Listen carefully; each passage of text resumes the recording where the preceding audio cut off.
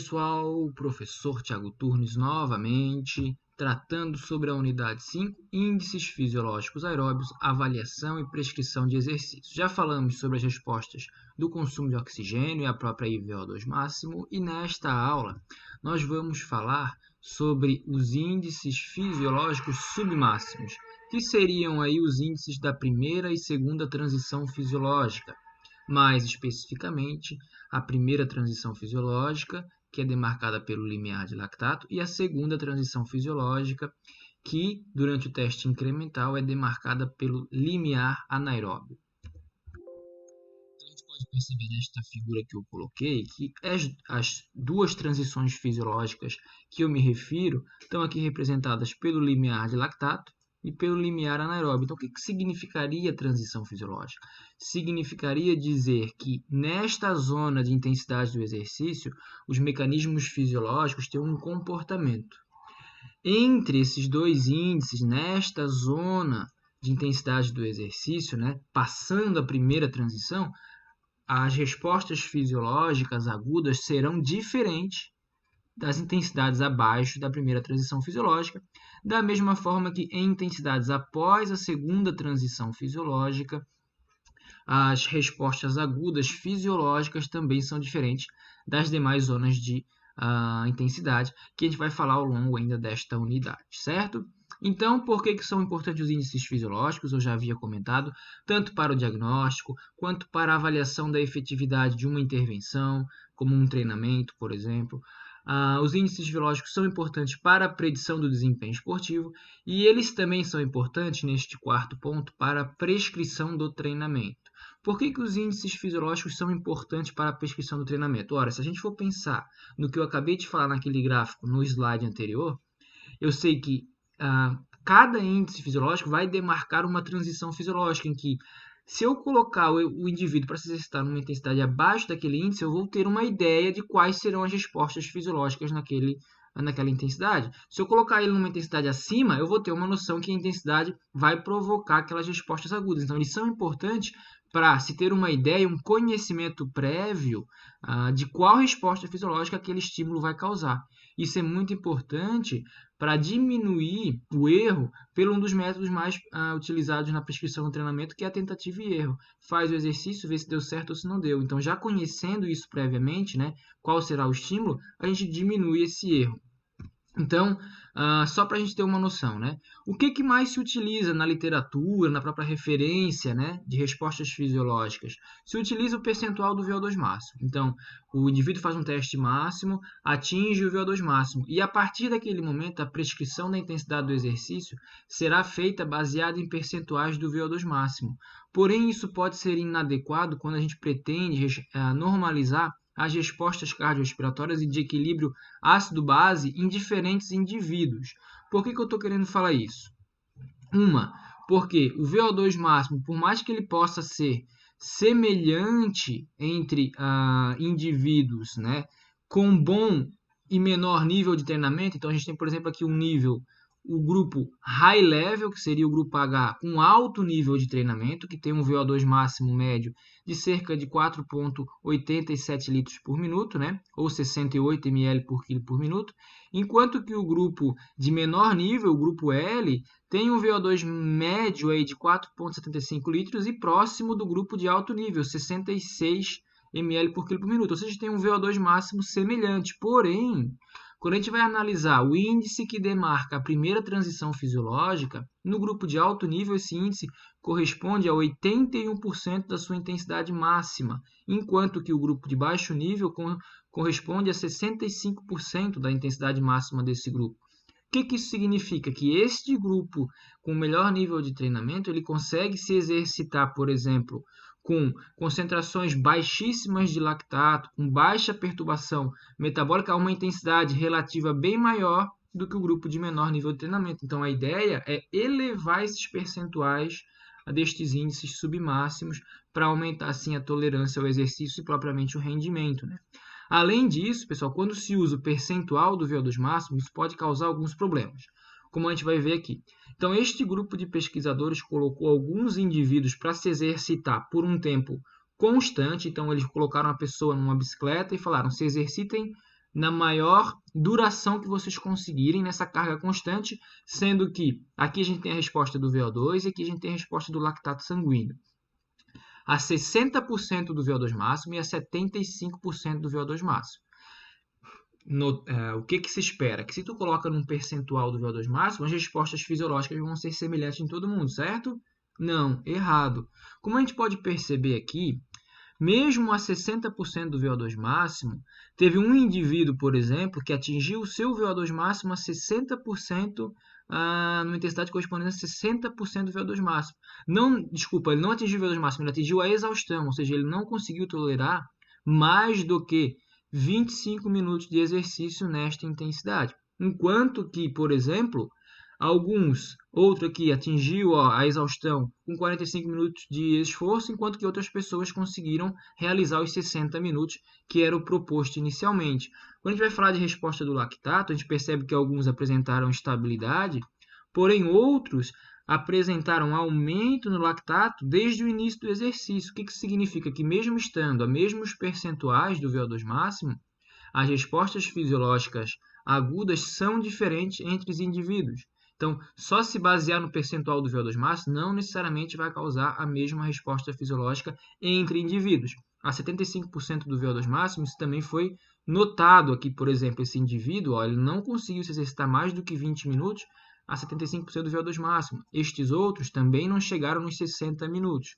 O lactato, enquanto em alguns indivíduos ele apresentou estabilidade, como a gente pode ver nesse indivíduo, em outros ele aumentou durante todo o teste, né? A gente pode perceber aqui esse aumento durante todo o teste, esse aumento um pouco mais lento, de novo indicando que mesmo estando ao mesmo percentual do VO2 máximo, as respostas fisiológicas agudas são diferentes, por isso que é importante conhecer os índices fisiológicos, porque conhecendo os índices fisiológicos a gente tem uma maior probabilidade de entender que, por exemplo, se eu coloco todo mundo para se exercitar abaixo do primeiro limiar de lactato, o lactato de todos eles provavelmente vai estar neste comportamento, como a gente está vendo aqui, e não neste comportamento heterogêneo. Então, se exercitar no mesmo percentual do VO2 máximo pode provocar respostas fisiológicas de VO2 e de lactato heterogêneas entre os mesmos indivíduos.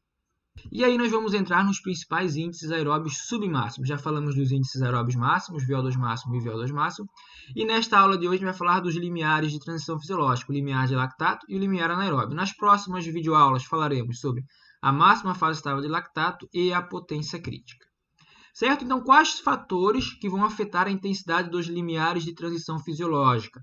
O próprio percentual de fibras do tipo 1, fibras oxidativas, a atividade enzimática dessas fibras do tipo 1 e também das fibras do tipo 2, a capacidade de oxidação de gorduras, a própria capilarização muscular, que são todos fatores periféricos que vão afetar e influenciar numa maior ou uma menor intensidade dos limiares de transição fisiológica, que também são afetados aí, por fatores que vão, em certa maneira, afetar a economia de movimento. Então, a economia de movimento, né, que significaria aí o quanto de oxigênio é consumido pela musculatura durante uma determinada intensidade, então qual é o VO2 daquela carga, responderia aí a economia de movimento, que é afetada pela própria eficiência mecânica, né? A técnica é um fator que influencia a eficiência mecânica, a rigidez da unidade músculo-tendínea e até mesmo a menor dissipação de energia vão influenciar numa maior eficiência mecânica.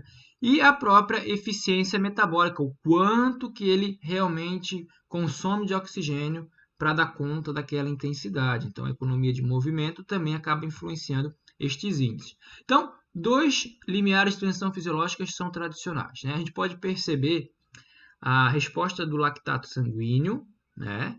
Então, a gente tem aqui valores de repouso próximo a 1 milimol e a intensidade do exercício foi sendo aumentada durante um teste incremental de 25 em 25 watts, certo? Então, a gente percebe que 125 watts o lactato estava em repouso, em nível baixo, né, próximo de 1 milimol, aumentou a carga, ele continuou, aumentou a carga, ele continuou a 175 watts, ele continuou numa concentração baixa de lactato, aumentou para 200 watts, uma concentração baixa de lactato. A partir daqui a gente começa a ver um negócio diferente. O lactato ele começa a aumentar.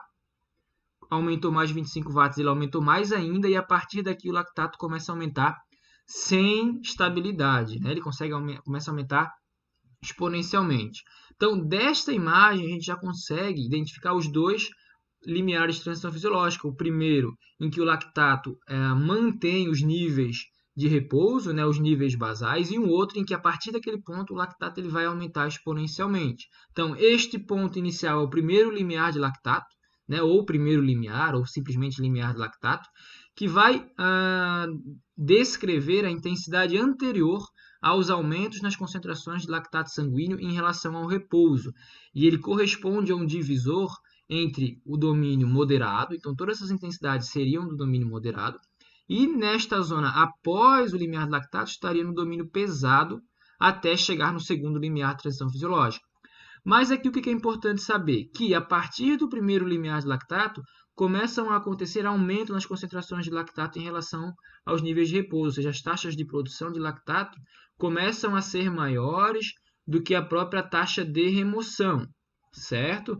Porém, até certo momento, no exercício contínuo, essas taxas ainda vão conseguir manter equilíbrio, certo? Mas a taxa de produção ela é maior do que o nível de repouso, mesmo mantendo estabilidade, ou seja, aumenta a taxa de produção, mas também aumenta a taxa de remoção após o primeiro limiar de lactato, enquanto que aqui o acúmulo de lactato é indiferente do quanto que se acumula de lactato nos níveis de repouso. Então, intensidades abaixo do primeiro limiar de lactato, uma pessoa poderia se exercitar por mais de 2, por mais de 3 horas, só interromperia o exercício lá por dano muscular, falha na termorregulação ou até mesmo depressão do glicogênio muscular. Então, são os principais fatores aí que permitem que a pessoa se exercite nessa intensidade por mais de 2 horas.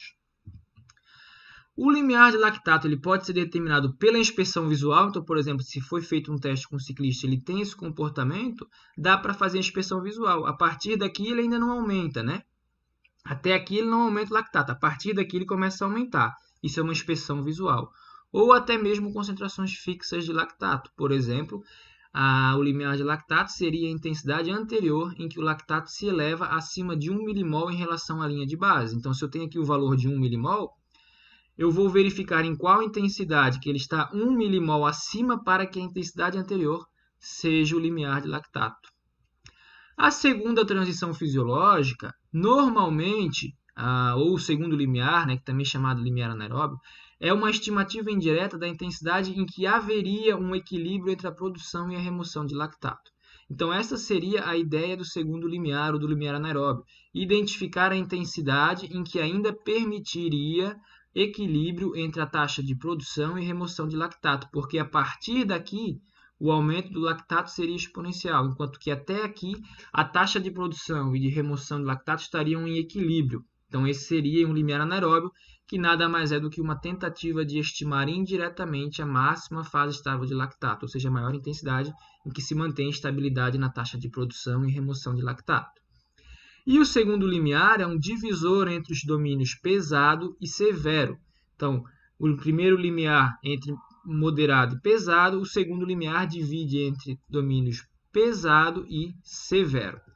Nesta intensidade, uma pessoa poderia se exercitar desde próximo aí de 30 a 40 minutos, até mesmo por horas, sendo também mecanismos importantes aí até mesmo a própria prejuízo do dano muscular, até mesmo termorregulação se for numa intensidade mais baixa, também depressão de glicogênio também pode ser um fator, falha na termorregulação. Então, são fatores aí que podem influenciar na exaustão nestas intensidades. Ele pode ser determinado por inúmeros métodos, né? Tem inúmeras formas de determinar o limiar anaeróbio, mas uma famosa é por meio de concentrações fixas de lactato. Por exemplo, a intensidade que corresponde à concentração fixa de lactato de 3,5 milimols ou 4 milimols. Por exemplo, se a gente fosse utilizar aqui a 3,5 milimol, certo? Eu vou verificar qual é a concentração de 3,5. Beleza, aqui é 3,5. Então eu vou lá ver onde que ele está em 3,5. Aqui ele está em 3,5 milimols. Qual era a intensidade? 285. Então 285 seria o limiar correspondente a 3,5 milimols. Se eu fosse utilizar o 4 milimols, seria um pouquinho mais para frente, né? Já viria para cá. E qual é a intensidade? Então, nada mais é do que uma interpolação, uma regra de 3, para descobrir onde está essa concentração, porque, como a gente bem sabe, o lactato aqui ele foi coletado ao final de cada estágio. Ó. Eu não coletei o lactato no meio, ele foi coletado ao final de cada estágio. Então, aqui eu não tenho lactato, eu vou interpolar para imaginar onde estaria essa concentração de lactato. E o treinamento aeróbio, obviamente, pelos fatores que determinam os limiares de transição fisiológica, vai deslocar estes dois limiares para a direita, ou seja, melhorar estes índices, aumentar. Como a gente pode ver aqui, né, a linha contínua, o indivíduo destreinado. Antes ele tinha concentrações de lactato de repouso em relação à linha de base até 200 watts, depois já começa a aumentar, né? Podemos perceber que após o treinamento, ele consegue manter essa estabilidade em relação aos níveis de repouso até 275 watts, ou seja, o treinamento aqui jogou para a direita o limiar de lactato, ou seja, ele mantém mais intensidade com uma perturbação fisiológica muito pequena. A mesma coisa se a gente for pensar o limiar anaeróbio, né? Se a gente for pegar a intensidade de 4 milimols, aqui pegando a linha já cheia, né? Antes do treinamento, ele estava um pouco antes de 300 watts. Após o treinamento, ó, ele jogou para a direita essa curva, ou seja, a intensidade correspondente a 4 milimol foi lá para quase 350 watts, ou seja, ele jogou para a direita. O que isso quer dizer? Que ele poderia manter quase 50 watts a mais, 60, com estabilidade nas concentrações de lactato após o treinamento. Se ele fosse fazer 350 watts antes do treinamento, ó, vamos perceber, era quase a IVO2 máximo dele antes do treinamento. Então, o que era uma intensidade em que antes ele poderia ficar 3, 4, 5 minutos, agora ele vai poder ficar mais de meia hora devido ao efeito do treinamento. Os limiares de transição fisiológica, então, né? São o primeiro limiar e o segundo limiar. São inúmeros métodos para sua determinação, né? E na realidade, se a gente for pensar o primeiro, né, ele vai detectar aí a alteração da concentração sanguínea de lactato, sendo que o primeiro é a elevação abrupta do lactato, né, em relação à linha de repouso, sendo que o segundo normalmente é uma concentração fixa de lactato, 4 milimol, 3,5, ou por outros métodos. Então, o primeiro limiar é também chamado de limiar de lactato ou limiar aeróbio, enquanto que o segundo limiar é chamado normalmente de limiar anaeróbio, certo? Ele pode ser determinado por um teste progressivo de degrau. Quando a gente for utilizar teste incremental de degrau, o mais indicado para se detectar índices submáximos relacionados ao lactato é que tenha um estágio de pelo menos 3 minutos ou mais, 4, 5. Por quê? Porque pelo menos 3 minutos para refletir o lactato coletado na orelha ou no dedo, o que é o lactato produzido no músculo.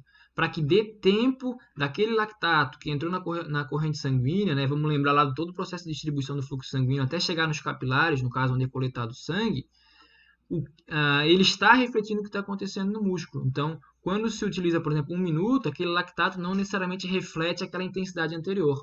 Então, esses 3 minutos numa intensidade constante é tempo suficiente, né, para detectar o que está acontecendo lá no músculo. Então, por isso que 3 minutos é pelo menos recomendado para se utilizar lactato como determinar os índices fisiológicos. Então, retornando ao que eu havia falado, o primeiro limiar, o limiar lactato, vai ser o demarcador entre os domínios pesado e moderado, ou seja, abaixo do limiar lactato é o domínio moderado, em que há concentrações de lactato semelhantes aos níveis de repouso, quase nenhum abalo homeostático, perturbação fisiológica. O VO2 vai subir de uma maneira monoexponencial, rápida, apenas um componente, rapidamente atinge o estado estável. Acima do primeiro limiar, ou primeiro limiar de lactato, né, domínio pesado, o que começa a acontecer? Maiores concentrações de lactato, embora ainda estáveis, e o VO2 começa a apresentar um segundo componente. Ele aumenta rapidamente, mas depois, até chegar no estado estável, ele começa a demorar pelo menos aí 10 minutos, 15 minutos, que é o componente lento do VO2, que não existe no moderado, apenas no pesado. E após o limiar anaeróbio, intensidades acima do limiar anaeróbio, a gente entra no domínio severo. O que seria a intensidade do domínio severo? Seriam aquelas intensidades em que se atinge o VO2 máximo. Então, em todas as intensidades acima desse índice, levaria ao alcance do VO2 máximo, enquanto que aqui não alcança o VO2 máximo, nem aqui. Apenas intensidade do domínio severo. Então, por exemplo, para esse indivíduo aqui, ele tem um limiar de lactato de 14 km por hora e um limiar anaeróbio por concentração fixa de 4 milimol de 18 km por hora. Significa que se ele for correr a 12 km por hora por 1 hora, ele vai estar no domínio moderado. Se ele for correr por 15 minutos a 16 km por hora, ele vai estar se exercitando no domínio pesado. Se ele for se exercitar 3 minutos a 19 km por hora, ele vai estar se exercitando no domínio severo. Aqui, provavelmente, ele iria alcançar o VO2 máximo, aqui não, e aqui não. Aqui o lactato semelhante ao nível de repouso, aqui um pouco mais alto, mas ainda apresentando estabilidade, e aqui o lactato aumenta sem conseguir atingir equilíbrio, então ele aumenta exponencialmente.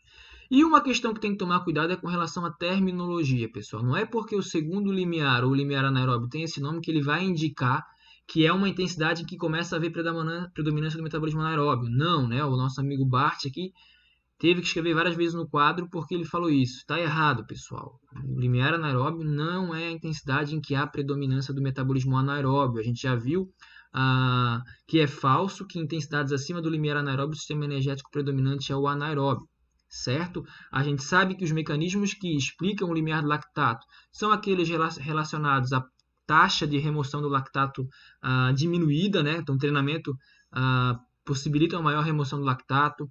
Um recrutamento das fibras de contração rápida também aumenta as concentrações de lactato, então, o menor recrutamento, no caso, levaria aí a jogar para a direita o limiar de lactato. Uma maior glicólise também aumenta a concentração de lactato, então, o treinamento eleva a capacidade do metabolismo oxidativo, requisitando menos da glicólise, diminuindo o lactato, também jogando o lactato para a direita, né, o limiar, e até mesmo níveis musculares de oxigênio baixo, que seriam aí principalmente relacionados ao transporte de oxigênio. Então, a gente sabe, com tudo isso, que durante todo o teste incremental, principalmente após o limiar anaeróbio, essa intensidade aqui, que a predominância é do sistema energético aeróbio. Então, a gente pode perceber, aqui a gente tem a intensidade do limiar de lactato para 10 corredores. Tá? Eles realizaram um teste incremental com medida de consumo de oxigênio e de lactato. Aqui a gente tem a intensidade do limiar lactato e aqui do limiar anaeróbio, ou seja, o primeiro e o segundo limiar de transição fisiológica. Podemos perceber que em todas essas intensidades, o sistema aeróbio contribuiu com mais de 90% no fornecimento de energia, enquanto que o metabolismo anaeróbio contribuiu apenas aí com 10, 15% da contribuição energética total. Lá na última intensidade, na VO2 máximo, que começa a diminuir um pouco a contribuição aeróbica em percentual, né, devido ao aumento também da contribuição glicolítica, mas ali o corpo vai precisar de energia de todos os sistemas energéticos para manutenção da intensidade. Mas a gente já viu também na aula anterior que na VO2 máximo a contribuição aeróbica é de cerca de 75%, ou seja, o sistema aeróbio é o principal predominante no fornecimento de energia durante o teste incremental, inclusive intensidade no limiar anaeróbio e acima do limiar anaeróbio. Esse termo é um termo muito antigo, desde a década de 60, 70. Por isso que muita gente se confunde, mas agora a gente não pode confundir mais. Os termos são antigos, tem que cuidar com a terminologia por mais um fator, porque cada autor coloca um nome, um sinônimo, e isso vai confundindo a cabeça de todo mundo. Então, é importante saber qual é o método para determinar, para poder identificar qual índice está falando. Por exemplo, o primeiro limiar é também chamado de limiar de lactato 1, limiar aeróbio, limiar ventilatório 1, dentre outros que ainda existem. O segundo limiar, né? Também tem outros sinônimos, limiar anaeróbio, limiar de lactato 2, limiar ventilatório 2.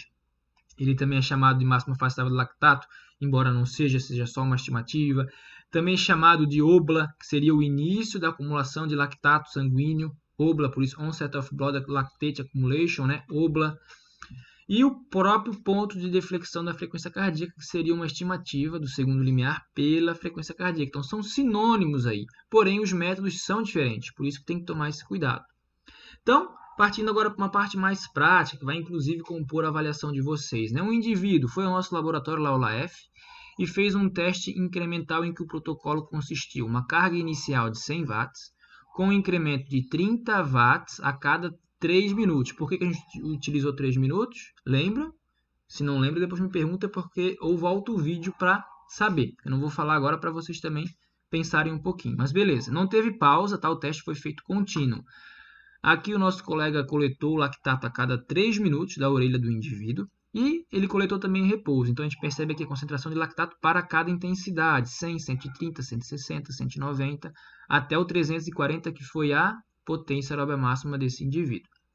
Para determinar o primeiro limiar de lactato, a gente vai utilizar primeiro aqui um método visual. O que o método visual diz? Ele diz que o limiar de lactato corresponde à intensidade anterior há um aumento nas concentrações de lactato sanguíneo em relação à linha de base ou linha de repouso. Aqui está o repouso. A gente pode perceber que o repouso é um pouquinho mais alto do que o próprio início do teste. O que pode acontecer? Se o indivíduo vem fazer o teste no laboratório, sobe a escada, começa a dar pulo, começa a ficar excitado, ele já começa, de certa maneira, contribui para aumentar o seu lactato de repouso. Então, é importante que antes do teste a pessoa fique uns minutinhos ali parada para que essa linha de base não influencie no teste, né? No próprio determinação do primeiro limiar ou do limiar de lactato. Mas beleza, né? Se o primeiro limiar de lactato ele corresponde à intensidade anterior a um aumento nas concentrações de lactato sanguíneo em relação às linhas de repouso, quais são as linhas de repouso? A gente tem aqui o repouso, primeira, segunda, terceira intensidade. Então, na linha verde a gente tem a linha de base. Qual foi a intensidade em que já começou a aumentar? Então, a partir dessa intensidade aqui, né?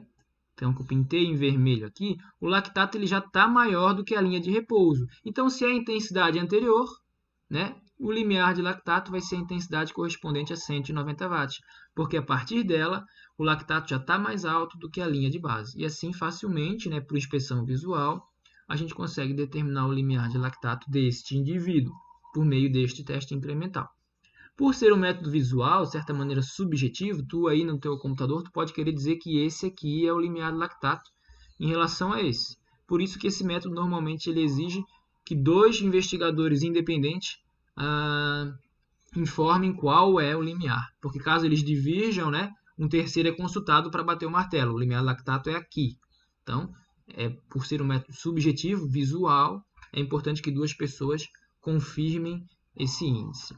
Qual é um outro método para determinar o limiar de lactato? Agora a gente vai falar com relação a um método de concentração fixa de lactato, que é o aumento superior a 1 milimol por litro em relação à linha de base. A gente já viu qual é a linha de base. Esse método diz que o limiar de lactato corresponde à intensidade anterior a um aumento superior a 1 milimol em relação ao repouso. Certo? O protocolo incremental foi o mesmo, começou com 100 watts, aumentou com 30 watts, e o tempo de cada estágio 3 minutos sem pausa. Se é um aumento maior do que 1 milimol, então eu vou ter que fazer uma diferença, né? O lactato da carga em relação ao repouso lá para ver se está maior ou menor do que 1 milimol, né? Então aqui eu vou botar uma tabela da diferença. Então, quando chega no 100 watts, a concentração de lactato sanguíneo está 1,17, está até menor do que 1,60, né? Quando chega no 130 watts, o lactato ainda está menor do que a linha de repouso. 160 watts também está menor do que a linha de repouso, ou seja, não está maior do que 1 milimol, né? Esse não é maior que 1 milimol, esse não é maior que 1 milimol. Nosso critério é maior do que 1 milimol. 190 menos 1,60, que é a linha de repouso, praticamente zero, não é maior do que 1 milimol. Dos 2,2 menos a linha de repouso dá 0,06, né? Ainda não é maior do que a linha de base, que o repouso. E tem agora 250 watts, uma diferença de 0,89. Ainda não é maior do que 1 milimol, certo? Por fim, quando chegou a 280 watts, o aumento na concentração de lactato foi superior a 1 milimol, foi 2 milimols. O que isso quer dizer? Que a intensidade anterior foi essa daqui, onde não é maior do que 1 milimol, ou seja, 250 watts é o limiar de lactato deste indivíduo pelo método maior do que 1 milimol em relação à linha de base. Né? Lembramos ali a linha de base, né? Aqui próximo de 1,6. Então, 1 milimol a mais do que isso seria o critério objetivo aí para determinar este limiar de lactato, certo? Então, outro ponto importante, alguns pesquisadores, até técnicos, eles fazem uma média do repouso da primeira intensidade para determinar isso de uma maneira mais fidedigna. Então, pode ter essa alteração no método também, considerar ou não o nível de repouso pré-teste ou utilizar a primeira carga. Agora, tem outra forma também por concentração fixa de lactato para determinar o primeiro limiar, ou limiar de lactato, que é o método de concentração fixa de lactato de 2 milimol. O que isso quer dizer? Que o limiar de lactato, o primeiro limiar, corresponde à intensidade em que a concentração de lactato é igual a 2 milimol, ou seja, qual é a intensidade em que o lactato está 2 milimol. Então, esse vai ser o limiar de lactato desse indivíduo. Então, vamos olhar aqui para o nosso sujeito, né? É o mesmo teste incremental. Quando ele estava no 190 watts, ele tinha um lactato de 1,58. Quando ele estava no 220, ele estava num lactato de 2,2 milimol por litro. Se o que eu quero é 2 milimol como um critério fixo, né? Qual que é a linha de 2 milimols aqui? Aqui neste momento é o momento em que ele chega a 2 milimols cravados. Então, se eu tenho 190 watts, 1,58 milimol, e 220 watts, 2,2 milimol, basta fazer uma interpolação linear para encontrar, extrapolar, né? Encontrar onde está o 2 milimol, que nesse caso foi 210 watts. Um pouquinho abaixo de 220, um pouquinho acima, do 190. Uma regra de 3, praticamente, para achar essa intensidade. Qual que é a desvantagem? É que as pessoas têm diferentes valores de lactato, ou seja, não necessariamente o 2 milimol para mim vai representar a mesma coisa para você. Então, de acordo com massa muscular, capacidade de remoção, o 2 milimol pode representar diferentes fenômenos fisiológicos em cada um. Então, quando se usa critérios de concentração fixa, não como esse 2 milimol, não necessariamente ele vai estar refletindo aí o fenômeno fisiológico em questão. Neste caso, né, é muito utilizado tradicionalmente porque indicaria aí uma intensidade com uma concentração de lactato baixa. Vamos agora para uma determinação do segundo limiar, certo? O limiar anaeróbio. Mesmo protocolo, correto? Porém, a gente vai utilizar o método de concentração fixa de 3,5 milimol por litro. Então, o limiar de lactato corresponde à intensidade em que a concentração de lactato é igual a 3,5 milimol. É um método bem antigo, né? A gente usa muito no laboratório para estimar a máxima fase estável do lactato, né? Nesse caso, o limiar anaeróbio seria uma concentração fixa de 3,5 milimol, baseado num estudo lá da década de 80 do REC, em que ele viu que a concentração média do lactato de vários indivíduos que determinaram aí a máxima fase estável do lactato ficou em torno de 3,5 milimol, batendo com a intensidade quando o teste incremental era feito com estágios de 3 minutos, certo? Então, beleza. Se a concentração fixa é 3,5, eu sei que, a gente pode perceber aqui, vai estar entre o 3,6 e o 2,49. Então, eu botei aqui, se 250 watts eu tenho uma concentração de lactato de 2,49 e 280 eu tenho uma concentração de lactato de 3,6 milimol por litro, este limiar anaeróbio de 3,5 milimol por litro vai estar entre esses dois. Então, eu faço aí uma regra de 3 na interpolação e a concentração de lactato de 3,5 milimols, que estaria nesta linha, vai ser numa concentração de 277 watts. Então, aqui, por meio de extrapolação, né, interpolação linear, o limiar anaeróbio ficou lá no 277 watts. Um pouquinho abaixo de 280, quase nem muda, né? Seria até um pouco de preciosismo, mas beleza. Então, assim a gente determinaria esse lactato por uma concentração fixa. De novo, é a mesma limitação do método anterior para o primeiro limiar, né? Ele tem a desvantagem aí que as pessoas têm diferentes concentrações de lactato em diferentes intensidades, baseado na sua própria genética, mas também principalmente massa muscular, efeito treinamento. Então, não necessariamente ele é o melhor método, porque ele acaba utilizando um valor médio da população em geral para todo mundo, né? E não é todo mundo que tem a concentração de lactato na máxima fase estável de lactato a 3,5. O 4 milimol também é utilizado, porém o 4 milimol também é pelo mesmo método, mas ele é indicado para testes incrementais em que o protocolo utiliza tempo de estágio de 4 ou 5 minutos. E o limiar anaeróbio vai ser a intensidade correspondente à concentração fixa de 4 milimol. Então, se o 4 milimol está aqui, a linha do 4 milimol significa que vai estar entre o 280 e o 310, certo? O 4 milimol vai estar por aqui, como a nossa linha verde já botou. Então, se no 280 ele está com 3,6 milimol, no 310 ele está 5,76, o 4 milimol está no meio do caminho, no nosso caso aqui, 286 watts, correspondendo ao 4 milimol. E assim determinou. Então, por mais que possa parecer muito mirabolante, nada mais é do que encontrar na curva ali o ponto que corresponde à intensidade ao lactato que a gente definiu. Existem uma infinidade de métodos para determinar tanto o primeiro quanto o segundo limiar de lactato. Cada um vai ter um método específico, um rigor específico, vai ter um protocolo incremental sugerido para se determinar aquele método, e cada um tem a sua vantagem e desvantagem. Por exemplo, agora no trabalho de mestrado do meu aluno de mestrado, o Leonardo Possamay, a gente comparou 27 métodos para determinar a primeira e segunda transição fisiológica com a máxima fase estável de lactato no remo. E a gente observou que a maior parte dele, grande parte deles, não tinha uma boa estimativa da máxima fase estável de lactato. De novo, né, pelas limitações que cada um desses métodos tem. Porém, em outras modalidades, como o ciclismo, alguns desses métodos acabam sendo mais próximos da máxima fase estável de lactato. Então, para fechar, fica a perguntinha final aí, o que são limiares de lactato e limiar anaeróbico? O que eles são, como eles são determinados, o que eles representam, né? Que domínios eles demarcam? Fica aí a perguntinha, a reflexão. Valeu, pessoal. Obrigado pela companhia.